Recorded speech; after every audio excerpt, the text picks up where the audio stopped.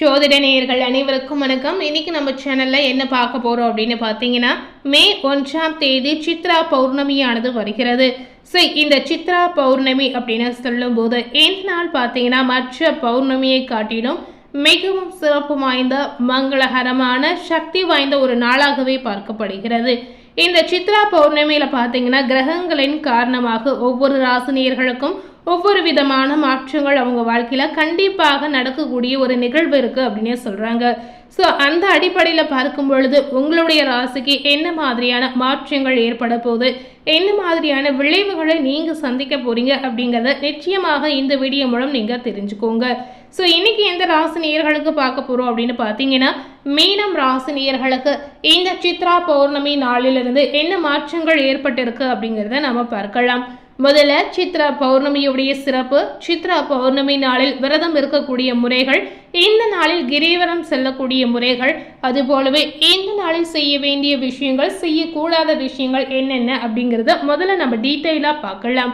இந்த ஆண்டிற்கான சித்ரா பௌர்ணமி மே 1ஆம் நாள் வெள்ளிக்கிழமை அன்று வருகிறது. பொதுவாகவே வெள்ளிக்கிழமை அப்படின்னு சொல்லும்போது இந்த நாள் தெய்வ வழிபாட்டிற்கு உகந்த நாள், தெய்வ வழிபாட்டிற்கு ஒரு ஏற்ற நாளாகவே சொல்லலாம். மிகவும் புனிதமான இந்த பண்டிகைகளில் ஒன்றான சித்ரா பௌர்ணமி மிகவும் விசேஷமாக கொண்டாடப்படக்கூடிய ஒரு சிறப்பான நாள் அப்படின்னு சொல்லப்படுது. இந்த சித்ரா பௌர்ணமி பெரும்பாலும் பார்த்தீங்கன்னா ராஜபுத்திர புராணங்களுடன் தொடர்பு உடையது. இந்த புராணத்தில் முக்கிய கடவுள் யாருன்னு பார்த்தீங்கன்னா சித்திரகுப்தரை சொல்லலாம். சித்திரகுப்தரிடம் அனைவருடைய கர்மாக்கள் அடங்கிய விரிவான பதிவேடுகள் இருப்பதாகவும், அந்த பதிவுகளின் படி இறந்த பிறகு யார் எந்த சொர்க்கம் அல்லது எந்த நரகத்திற்கு செல்ல வேண்டும் என்பதை தீர்மானிக்கப்படுகிறது. இதனால பார்த்தீங்கன்னா கடந்த காலத்தில் செய்த தவறுகளுக்கு பரிகாரம் செய்து அவரிடம் மன்னிப்பு கேட்டு நன்மை செய்ய விரும்பக்கூடிய பக்தர்களுக்கு இந்த சித்ரா பௌர்ணமி மிகவும் நன்மை பயக்கக்கூடிய ஒரு சிறப்பான நாளாக உங்களுக்கு அமையலாம். இது சித்திரை மாதத்தில் முழு நிலவில் வருவதால் மனித குலத்தின் அனைத்து செயல்களுக்கும் கணக்கிட்டு கடந்த கால பாவங்களுக்கு பரிகாரம் செய்யக்கூடிய இந்த நாளில் நீங்கள் சித்திரகுப்தரை வழிபட்டு வந்தீங்கன்னா உங்களுக்கு ஏற்ற நாளாகவே இந்த நாள் அமையலாம். இதனால உங்களுக்கு நினைத்தது நடக்கும், உங்களுடைய பாவ வினைகள் தீரும் அப்படின்னு சொல்லப்படுது. பொதுவாகவே சித்ரா பௌர்ணமி அப்படின்னு சொல்லும் போது அனைவருக்கும் ஞாபகத்திற்கு வரக்கூடிய விஷயம் என்னன்னு பார்த்தீங்கன்னா, திருவண்ணாமலையில் உள்ள சிவன் கோவிலை சொல்லலாம். அதாவது திருவண்ணாமலை கோவில் பார்த்தீங்கன்னா உலக பிரசித்தி பெற்ற ஒரு அற்புதமான கோவில் அப்படின்னு சொல்லப்படுது. இந்த திருவண்ணாமலையில் மலையே சிவபெருமானாக பார்க்கப்படுகிறார். இந்த கோவிலில் கிரிவலம் செல்லக்கூடிய நபர்கள் நீங்க மனதில் என்ன நினைத்து கிரிவலம் செல்றீங்களோ அது உடனடியாக நடக்கும் அப்படின்னு முழு நம்பிக்கையாகவே சொல்லப்படுது. இந்த கிரிவல பாதையில மாதந்தோறும் வரக்கூடிய பௌர்ணமி நாட்களில் லட்சக்கணக்கான பக்தர்கள் கிரிவலம் செல்கின்றனர். இந்த மலையில இன்றும் பார்த்தீங்கன்னா பல சித்தர்கள் வாழ்ந்து வருவதாக வரலாறு ரீதியாக சொல்லப்படுது. இந்த கிரிவல பாதை பார்த்தீங்கன்னா சுமார் 14 கிலோமீட்டர் தொலைவு இருக்கு அப்படின்னு சொல்றாங்க. இந்த மலையில பார்த்தீங்கன்னா இன்றும் பல சித்தர்கள் இருக்காங்க. இது முழுக்க முழுக்க நம்பிக்கையான ஒரு விஷயமாகவே சொல்லப்படுது. இந்த சித்ரா பௌர்ணமியுடைய சிறப்பு என்னன்னு பார்த்தீங்கன்னா, மலையை வலம் வரும்போது மனிதர்கள் இடம் பக்கமாக நடக்க வேண்டும். ஏன் பார்த்தீங்கன்னா மலையை ஒட்டியுள்ள வலப்பக்கத்துல சித்தர்களும் யோகிகளும் தேவர்களும் வலம் வருவதாக ஐதீக ரீதியாகவே சொல்லப்படுது. நிறைய பேர் பார்த்தீங்கன்னா கிரிவலம் செல்லும் போது நிறைய தவறுகளை செய்றீங்க. கிரிவலம் செல்லும் போது நமச்சிவாய சிவாய நம என்ற மந்திரத்தை நீங்க மனதார உச்சரிக்கணும். இதை தவிர்த்து வேறு எதையுமே நீங்க பேசக்கூடாது. அதுபோலவே கிரிவலம் செல்லும் போது நிதானமாக நடக்க வேண்டும். அவசரமாகவோ வேகமாகவோ செல்லவே கூடாதுங்க. ஒவ்வொரு ஆண்டும் வரக்கூடிய சித்ரா பௌர்ணமி அன்று லட்சக்கணக்கான பக்தர்கள் மலைவலம் வருவதாகவே சொல்லப்படுது. இது ரொம்பவே சிறப்பான ஒரு விஷயமாகவே பார்க்கப்படுது.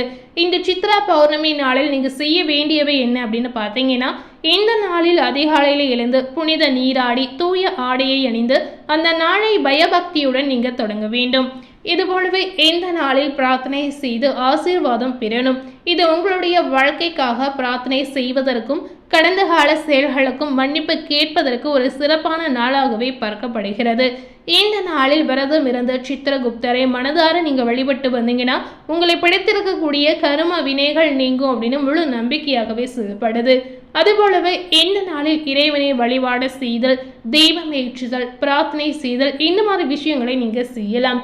இந்த நாளில் எந்த முறையில் விரதங்களை மேற்கொள்ளணும் அப்படின்னு பார்த்தீங்கன்னா, இந்த நாள் முழுவதுமே உணவு ஏதும் அருந்தாமல் விரதங்களை மேற்கொள்ளலாம். முடியாதவர்கள் பழங்களை சாப்பிட்டு விரதங்களை இருக்கலாம். விரதம் இருப்பவர்கள் குறிப்பாக உப்பு சேர்த்த உணவுகளை சாப்பிடக்கூடாது, பால் சேர்த்த உணவுகளை சாப்பிடக்கூடாது. இந்த விஷயத்தை நீங்க நினைவில் வைத்துக்கொண்டு விரதங்களை மேற்கொள்ளலாம். இந்த சித்ரா பௌர்ணமி நாளில் சித்திரகுப்தரை நீங்க வழிபடுவதன் மூலம் சிவனுடைய அருளை எளிதில் பெற முடியும் அப்படின்னு ஐதீக ரீதியாகவே சொல்லப்படுது.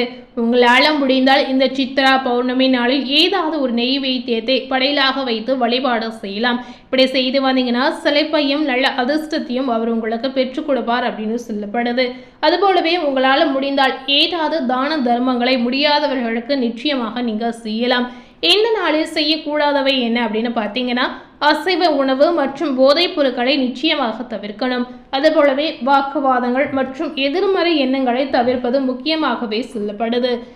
இந்த சித்ரா பௌர்ணமியுடைய சிறப்பு என்ன அப்படிங்கிறத பார்த்துருப்பீங்க. இந்த சித்ரா பௌர்ணமி நாளிலிருந்து மீன ராசினியர்களுக்கு என்ன பலன் கிடைத்திருக்கு அப்படிங்கிறத நாம இப்ப பார்க்கலாம். மீன ராசினியர்களுக்கு இந்த காலகட்டம் பார்த்தீங்கன்னா எதிர்பார்த்த மாற்றங்கள் உருவாகக்கூடிய காலகட்டமாக அமையலாம். வேலையில் பார்க்கும் பொழுது எதிர்பார்த்த விஷயங்கள் உங்களுக்கு ஏற்படும். இந்த நேரத்தில் உங்களுடைய வணிகத்தில் பார்க்கும் பொழுது வேலை சிறப்பாக இருக்கலாம். அதாவது வேலை ரீதியாக மீனராசினியர்களுக்கு இந்த காலகட்டம் எந்தவித பாதிப்புமே கிடையாதுங்க. அதுபோலவே ஒரு மாணவராக இருந்தால் மாணவர்களுக்கு இந்த காலகட்டத்தில் பார்க்கும் பொழுது படிப்பில் சிறப்பாக செயல்படக்கூடிய சூழல் உங்களுக்கு ஏற்படும். இருப்பினும் பார்த்தீங்கன்னா தேவையற்ற பயணம், தேவையற்ற பொழுதுபோக்கு, தேவையற்ற தகராறுகளை தவிர்த்து மாணவர்கள் செயல்படுவது முக்கியமாகவே சொல்லப்படுது. இந்த நேரத்தில் மாணவர்கள் உங்களுடைய கவனத்தை வேறு எதிலுமே செலுத்தாமல் பாடங்களில் மட்டுமே செலுத்தி வரும்போது கண்டிப்பாக நல்ல மதிப்பெண் கிடைத்து நல்ல வாய்ப்புகள் உங்களுக்கு தேடி வரும். இந்த காலகட்டம் உங்களுடைய குடும்ப வாழ்க்கையில பார்த்தீங்கன்னா கவனமாக இருக்கணும் அப்படின்னு சொல்லப்படுது. ஏன்னா குடும்பத்துல ஏதாவது ஒரு வகையில பிரச்சனை, ஏதாவது ஒரு வகையில சிக்கல், இந்த மாதிரி குழப்பங்கள் ஏற்படுவதற்கான வாய்ப்பு இருக்கிறதுனால மீன ராசினியர்கள் அனுசரித்து செல்வது அவசியமாகவே சொல்லப்படுது. அது போலவே எந்த பிரச்சனை வந்தாலுமே அதை எப்படி சமாளிக்கணும் அப்படின்னு நீங்க யோசிக்கணும். இந்த மாதிரி பிரச்சனைகளை நீங்க சுலபமாக முடிப்பது உங்களுக்கு சிறந்தது அப்படின்னு சொல்லப்படுது. இந்த காலகட்டம் முழுமையாக உங்களுடைய வீட்டு வாழ்க்கையில பார்க்கும் பொழுது திருப்திகரமான பலனை நீங்க எதிர்பார்க்கலாம். உங்களுடைய காதல் வாழ்க்கையில பார்க்கும் பொழுது சாதகமான பலன் உங்களுக்கு காத்திருக்கு. காதல் விஷயத்துல எந்தவித பிரச்சனையுமே உங்களுக்கு ஏற்படாது.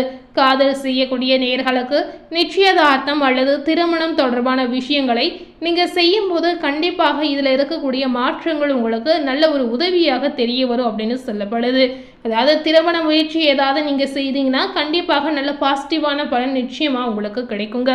குறிப்பாக திருமணம் ஆகாத நேயர்கள் கண்டிப்பாக இந்த விஷயத்தை நீங்க பின்பற்றலாம். இந்த சித்ரா பௌர்ணமியிலிருந்து பார்க்கும் பொழுது உங்களுடைய திருமண வாழ்க்கையில கலவையான பலன்களை நீங்க எதிர்பார்க்கலாம். அதாவது எல்லா விதமான பலன்களும் உங்களுக்கு கிடைக்கக்கூடிய ஒரு வாய்ப்பு இந்த காலகட்டத்தில் நிச்சயமாக இருக்கிறது. செல்வத்தின் கிரகமான குரு பார்த்தீங்கன்னா இந்த காலகட்டத்தில் உங்களுடைய ராசியில சராசரியாக இருக்கிறார். இதனால பார்த்தீங்கன்னா உங்களுடைய வாழ்க்கையில சராசரியை விட சற்று சிறந்த பலன்களை நீங்க எதிர்பார்க்கலாம். இந்த நேரத்தில் எதிர்பார்க்காத நிறைய மாற்றங்களும் உங்களுக்கு உருவாகும். குறிப்பாக உங்களுடைய வணிகத்திற்கு செழிப்பை கொண்டு வரும். சூரியன் எந்த எதிர்ப்பையும் சந்திப்பதாக தெரியவில்லை அப்படின்னு சொல்லப்படுது. இதனால மீனம் ராசி நேயர்களுக்கு வாழ்க்கையிலும் எந்த எதிர்ப்பும் இல்லை அப்படின்னே சொல்லலாம். எதிர்ப்பு சார்ந்த விஷயங்கள் எதுவுமே இல்லாததால் உங்களுக்கு மகிழ்ச்சியாக வாழக்கூடிய ஒரு சிறப்பான மாற்றம் இந்த காலகட்டத்தில் உங்களுக்கு இருக்குங்க. இந்த நேரத்தில் உங்களுடைய ஆரோக்கியத்தை பொறுத்தவரை பார்க்கும் பொழுது எந்தவித பாதிப்பும் உங்களுக்கு ஏற்படாது. ஆரோக்கியத்தை என்னதான் பாதிப்பு இல்லை அப்படின்னாலும் நீங்க கவனமாக பார்த்து கொள்வது முக்கியமாகவே சொல்லப்படுது.